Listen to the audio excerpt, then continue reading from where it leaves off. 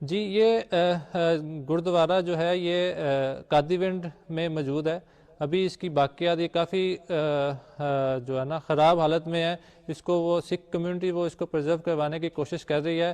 یہ ریلیٹڈ ہے گرو کے سکھوں کے تیسرے گرو امر جی کے نام پہ ہے. وہ یہاں پہ آئے تھے جس طرح گرو نانک کے بعد وہ تیسرے گرو تھے. وہ سکھ کمیونٹی میں ان کو بہت مانا جاتا ہے. تو یہ بالکل بارڈر سے کوئی 1-1.5 کلومیٹر کے فاصلے پہ ابھی بھی موجود ہے. اس کی عمارت جو ہے وہ گرنے کی حالت میں ہے.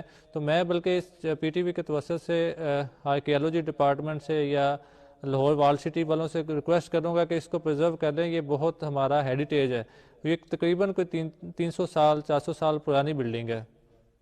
ٹھیک. اچھا امجد، اس کو گردوارہ جھڑی رام صاحب کے دھامن نام سے ٹیمپل. بھی جانا جاتا ہے. ٹھیک امجد، رام دھامن ٹیمپل جو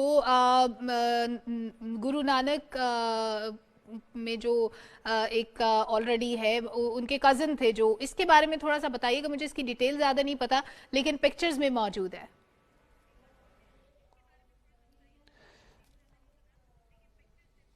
جی رام تھمن ٹیمپل جو ہے یہ قصور سے تقریباً 15 کلومیٹر دور ایک گاؤں ہے، رام تھمن کے نام سے ایک گاؤں ہے، وہاں پہ موجود ہے. اور یہ گرو نانک کے کزن تھے. رام تھمن جو تھے یہ گرو نانک کے کزن تھے اور ان کے نام پہ یہ ٹیمپل بنا ہوا ہے. ابھی تک یہ وہاں پہ تھمن کمیونٹی بھی ہے. اور تھمن کمیونٹی جو ہے وہ بعد میں مائیگریٹ کر گئی تھی انڈیا سے. میرا ابھی ان سے کچھ رابطہ بھی ہوا ہے کچھ ان کے کمیونٹی کے لوگوں سے. تو وہ یہ اس وقت سے یہ 500-600 سال پرانا مندر ہے. تو یہاں پہ ہر سال بہت بڑا بیساکھی کا میلہ ہوتا تھا اور ہندوستان میں یہ میلہ مشہور تھا. ایک رپورٹ کے مطابق یہاں پہ کوئی ایک دفعہ 60,000 لوگوں نے اس میلے میں شرکت کی تھی کوئی 100-125 سال پہلے. تو ابھی بھی وہاں پہ جو لوکل مسلم کمیونٹی ہے وہ اس کو اچھی طرح پریزرو کیے ہوئے ہے اور ابھی بھی بیساکھی کا میلہ وہاں پہ لگتا ہے. اور وہاں پہ ایک بالکل قلعہ بھی ٹھیک ہے. قائم ہے، مندر کے ساتھ ہی قلعہ بھی ہے موجود. اچھا، اور چونکہ امجد یہ بالکل بارڈر پر ہے، پاکستان انڈیا کے بارڈر پر، اور جس طرح ہم لاہور جب جاتے ہیں اور واہگہ بارڈر کی ہم پریڈ دیکھتے ہیں، وہاں پر جس طرح ہم ایک فیسٹیوٹی کا ایلیمنٹ کہہ لیں اس کو، کہ تہوار ان کا ہو یا ہمارا مٹھائیوں کا ایکسچینج ہونا، تو قصور کے بارڈر پر کیا معاملہ ہوتا ہے؟ وہاں پر فیسٹیوٹی کیا ہوتی ہے؟ وہاں پر ڈیلی روٹین کیا ہوتی ہے؟ وہاں پر کس طرح سے بارڈر کے اس پار انڈینز کا آنا اور یہاں سے پاکستانیوں کا جانا، تو وہ کیا منظر ہوتا ہے؟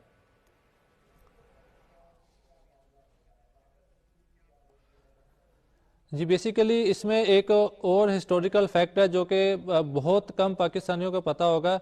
یہ حسینی والا بارڈر جو ہے یہ 1961 میں یہ ایکسچینج ہوا تھا. اچھا. ہم نے حسینی والا جو تھا وہ ہمارے پاس تھا. 47 کی جو ریڈ کلف لائن بنی اس میں حسینی والا گاؤں ہمارے پاکستان کو دیا گیا تھا.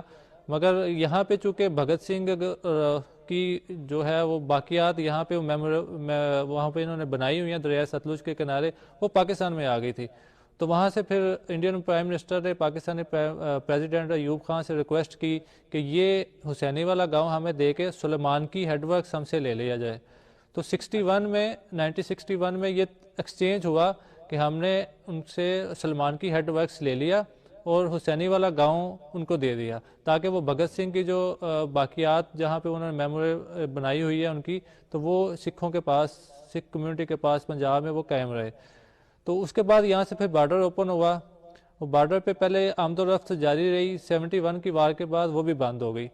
یہاں پہ اب ڈیلی پریڈ ہوتی ہے اور اسی طرح تقریب ہوتی ہے جیسے واگا میں ہوتی ہے. فرق صرف اتنا ہے کہ واگا بارڈر میں امن و سامنے نہیں بیٹھے ہوتے، قصور بارڈر میں بالکل فیس ٹو فیس ہم ایک دوسرے کو ویو کر سکتے ہیں، ایک دوسرے کو ہیلو ہائی بول سکتے ہیں.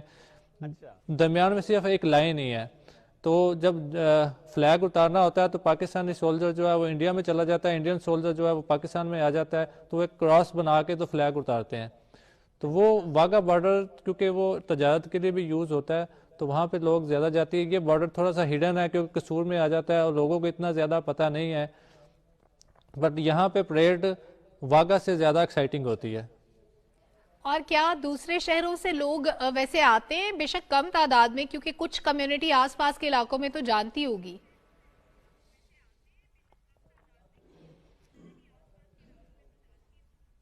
جی کافی